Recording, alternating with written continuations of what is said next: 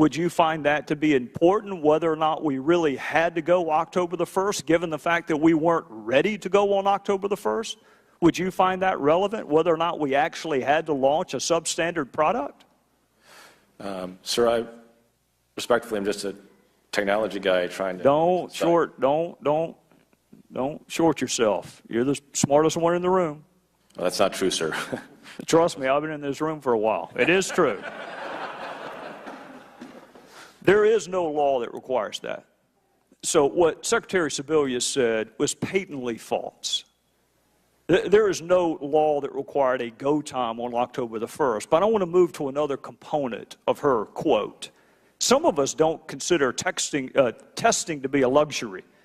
But let's assume, arguendo, that she's right, that additional testing would have been a luxury that would have been nice to have. How much more testing would you have done prior to launching? So I'm not deeply familiar with the development testing regimen that happened prior to October 1, so I can't really opine about that. Well, let me ask you this. Because you are the smartest one in the room. I'm not, sir. And very good at what you do. Where in the heck were you for the first 184 weeks? If you're being asked to fix this after October the 1st, in a couple of weeks, where were you for the first 184 after the so-called Affordable Care Act passed? Where did they have you hidden? So, sir, in my role at the White House as U.S. CTO in the Office of Science and Technology Policy, I'm a technology and innovation policy advisor, so I have a broad portfolio of responsibilities. But you're obviously good enough that they brought you in to fix what was broken. It's been called a train wreck.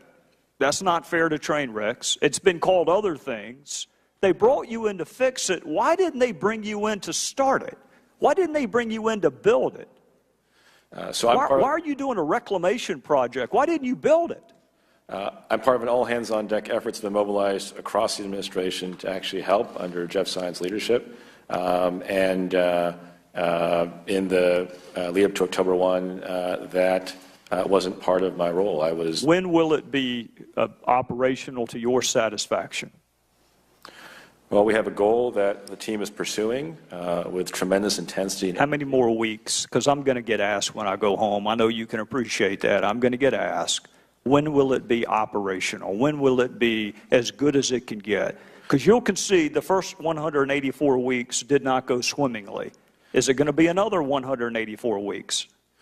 So, sir, I think the honest answer is that there's a team of incredibly dedicated public servants. I get all that. I'm looking for a number. I'm looking for a number. We can interpret the poem later. I'm looking for a number.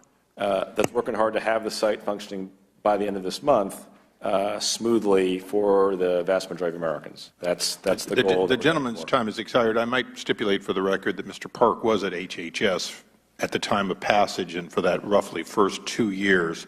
So his expertise does come out of the origins of Obamacare. Well, my question, Mr. Chairman, was simply if he's good enough to be brought in to fix it after the locomotive has crashed off the mountainside, where in the hell was he for the first 184 weeks when it was being broken? Well, why wait until it's crashed? If he's a savant, and I'm convinced he is, where's he been? I know the Obama girl is missing, but he wasn't. I think they found her, actually, the lady from the website. I think they found her. But where's he been?